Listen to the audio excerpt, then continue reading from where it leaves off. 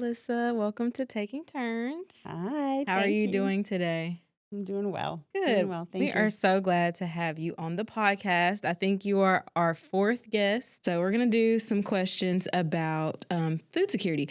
But can you first tell me your title and how long you've been with Guilford County? Yeah, so my title is Food Security Coordinator, and I've been with Guilford County for almost 3 years. 3 years. Nice. Yeah. Cool. I've been with Guilford County, I think, I'm coming up on my 1 year, actually. Oh, really? Yes, I think I have like another week and I'll have been here for a year. Oh, I love it. I love seeing you out and about. Oh, thanks. Yeah, me and Alyssa, we have done a few fun things together. So we were even matching on our one video. Okay, so tell us a little bit about Guilford County's food security program.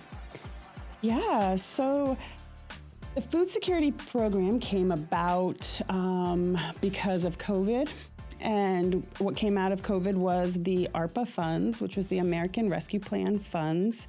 And the county, I guess a bunch of community members got together, community organizations and leaders got together with my old supervisor, Heather Schaefer, who now works in the county manager's department, to come up with a proposal for the commissioners as to why this position and why this work is necessary in Guilford County. And the commissioners got behind it. And for the past 3 years, I've been working on it with the program assistant and other county departments. And I've learned a lot through this process, quite honestly. I came to food security from more of like an agricultural background. And so the nutrition piece and the SNAP benefits piece, that has been new to me. And it has been very, very eye-opening and very, very rewarding as far as the community-based community development work that we get to do. In the grand schemes of things, Guilford County is just as food secure as our state, which is more food secure than the nation. Yeah, can you go into that a little bit about what that means? Because I know, like me, I'm not sure what that means as far as food secure. Yeah, so that's a great question. Thank you for asking that. A lot of people, and I'll start with saying a lot of people approach this as food insecurity. And I like to say food security, one, because that is what we are developing. And it's also speaking truth to power. We're not trying to enhance food insecurity or build food insecurity. We are building a more food secure place. So I use food security. And for someone to be food secure, gosh, you're going to ask me the definition. I can't remember the exact definition, but the USDA came up with a definition with different levels of food insecurity. Okay. So there's like the extreme level of food insecurity, which is they are hungry like every day, ranging from intermediate and then not as low food insecurity. The way I say it is that food security provides access to fresh, healthy food to nourish our bodies and our minds on a consistent basis. So it's not just about hunger. It's also about access, transportation, getting there. It's about poverty. It's about health, because food insecure populations are found to be more obese and have more cases of diabetes. And so that may seem counterintuitive, but it is not counterintuitive, because the food in those locations is not good food. That's where the Dollar General pop up. So right now in Guilford County, just over 15% of our population is food insecure. And that may not seem a lot, but it does build out. Like 29% of the African American population in Guilford County is food insecure. 22.5% of our children in this county are food insecure, and that is higher than the national average. So we got some work to do. Yeah, absolutely. And I think that leads me into my next question, because that's a good thing to know. Can you tell me some success stories that we've had? We've had a lot of success stories. Okay. I will say we've had a lot. I know it can get really hard doing this work, and sometimes you feel like you're not moving any matrix or meters. I will say that our childhood food insecurity rate just went down. Oh, great. And that's huge. And it didn't go down by a lot. It didn't even go down by a full point. But in the grand scheme of things, that takes a long time. So we're doing something right. And that's not just the county, just not our department doing something right. We're working with other departments in the county and a lot of community organizations who are boots on the ground, serving these people, meeting their needs. So we are doing a lot of things right. One other thing I'll mention is that in Guilford County, there is a robust food pantry, sector, I should say. Yeah, for sure. And there is a lot being done that isn't always necessarily at the forefront of our minds because we don't necessarily need that food. So where I come in, and this is the cool part of my job, is I get to coordinate all those efforts. And I have been asked to, just coordinate them, make sure we're all cohesive, that we're all moving in the same direction rather than one organization going this way and the county is doing this and then everything is willy-nilly. And that is a very important role because no one else has time for it. And we want to work together to get more done. Cool. So I know you talked a little bit about you having an agricultural background. And so I was just wondering, as far as in your role, how does the partnership work with you and Cooperative Extension? So Cooperative Extension, my professional background has been in Cooperative Extension. And for those of us who don't know what that is, it is the outreach arm of all land-grant universities. So every land-grant university has a Cooperative Extension across the United States. And North Carolina is lucky enough to have two. So we have NC State and then we have A&T State University. And both of those land-grant universities have state departments of Cooperative Extension. Back in the day, it was like 1942, the government said, well, we're doing all this research. And back then it was like engineering, military mechanics, home economics is how you'll know it, and agriculture. But that information wasn't getting to the people. Mm-hmm. And so Cooperative Extension was created to take that academic jargon is what I say, but academic language and bring it to the people in a way that they can understand. So my background is meeting people where they're at and getting into the community, getting into the fields. Prior to this role, I worked at A&T as the community garden and agricultural, community garden and community garden coordinator for the state. Okay. So I got to travel all over the state, and a lot of that actually became small scale farms and food security, which led me here. Oh, perfect. So you answered my next question for me because I was going to ask how you got into food security. So I've been asking you questions about your job and you've given me all of the, foundations of what you do in your role. Can you talk to me a little bit about Alyssa? What does Alyssa, where did you go to school at? I know you said you were talking about A&T, but did you go to A&T? Yep. You did? I was gonna say go Aggies, but I'm not an Aggie, so. Yeah. Oh, that's awesome. I did, and it was an amazing experience. I got my master's there in agricultural education. You got to do the Aggie Pride again. Yeah. Can I get an Aggie Pride? Okay, well, that's awesome. So you stayed close to home. Did you ever leave from Greensboro, or did you graduate I'm not from Greensboro. Oh, you're not? No. Okay, where are you from? Girl. I'm from Massachusetts. Oh. Yeah. So I'm from Massachusetts. I have a big family. A lot of them actually live in Rhode Island, so it's like Rhode Island and you know what? I hear it. I do hear it now a little bit. When I'm tired or if I'm angry, the New England comes out a little bit. But I've been here for 10 years. That is awesome. So you went to A&T and you loved it enough to stay in Greensboro. Yeah, that's how it ended up, and that was my master's. Yeah, so I had a mentor there, and he encouraged me to stay and wait for this job he knew was going to open up. It's perfect for you. And it was perfect for me. I did great things there, and it was awesome. Yeah. Let's go back a little bit. I heard you kind of mention COVID. Not the same as COVID, but something that's also kind of been a bit of a stepping stone. I want to talk a little bit about the ways that we mobilized during the recent federal government shutdown as far as food security goes.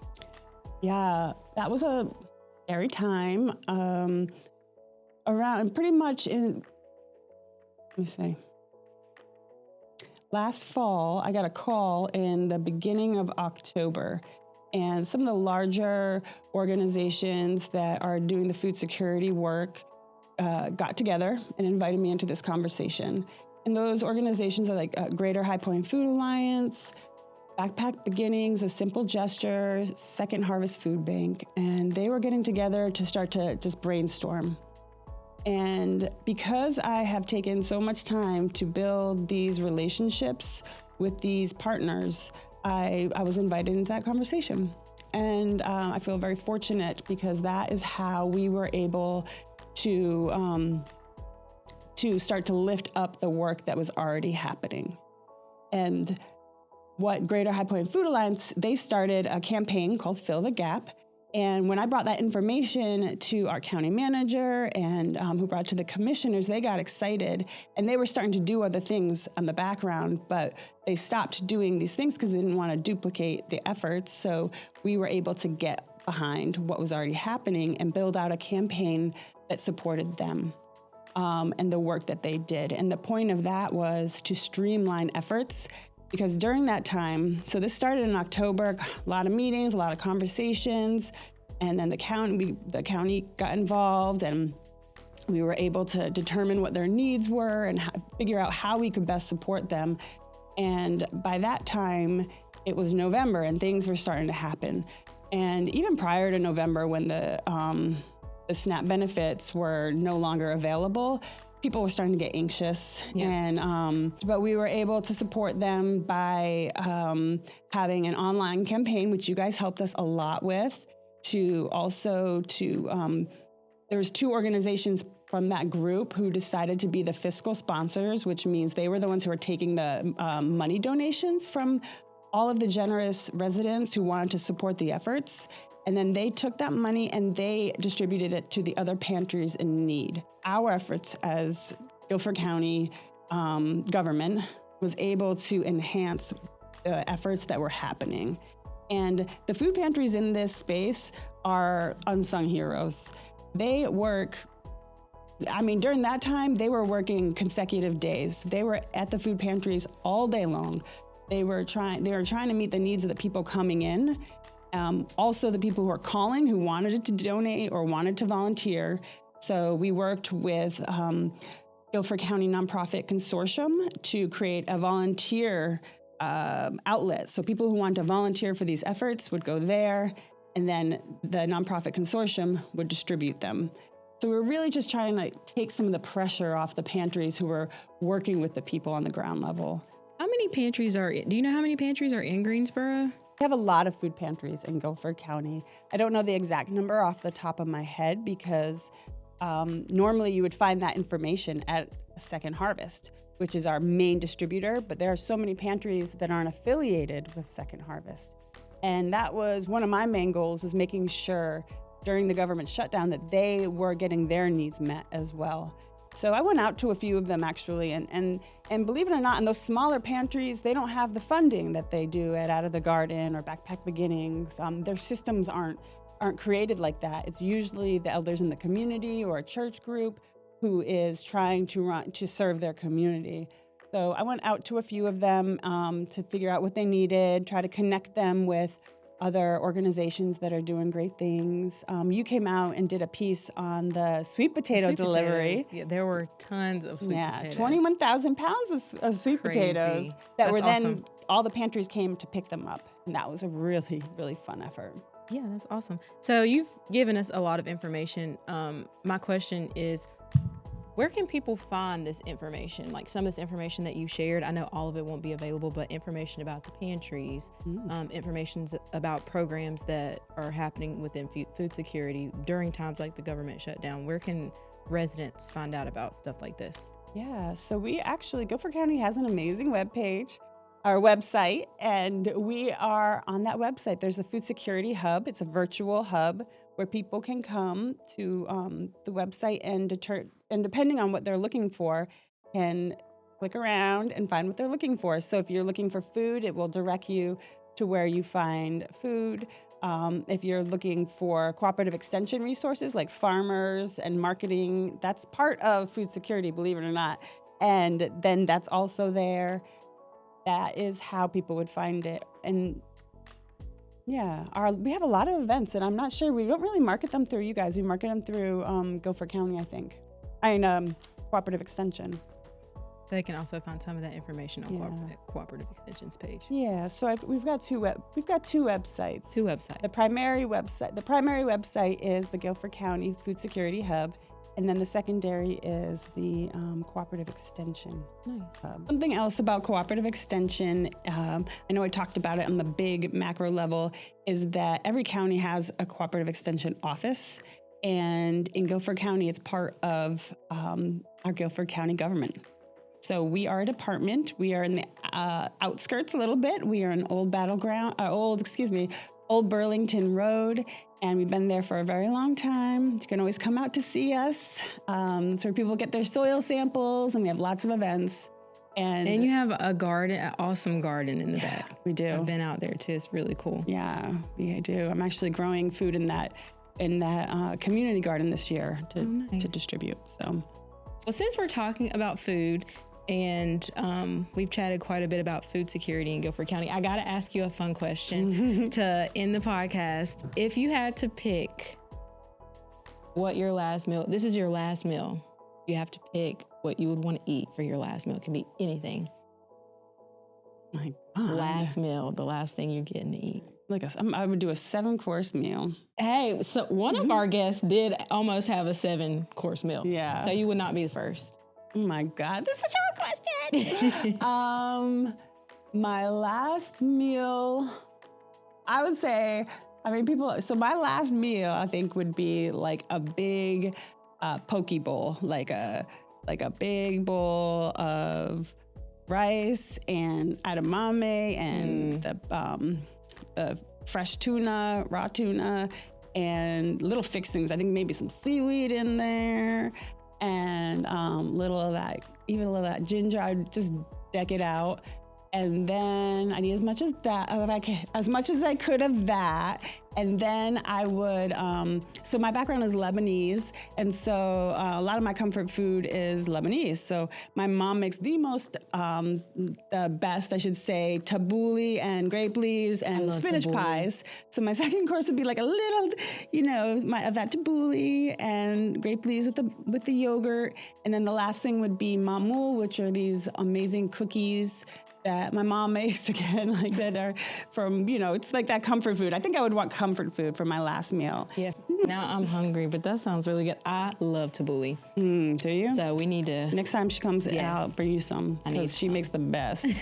Well, this has been awesome. We have learned so much about food security. Thank you, Alyssa, for coming to the podcast today. Yeah, my pleasure. Yes, it's been so much fun.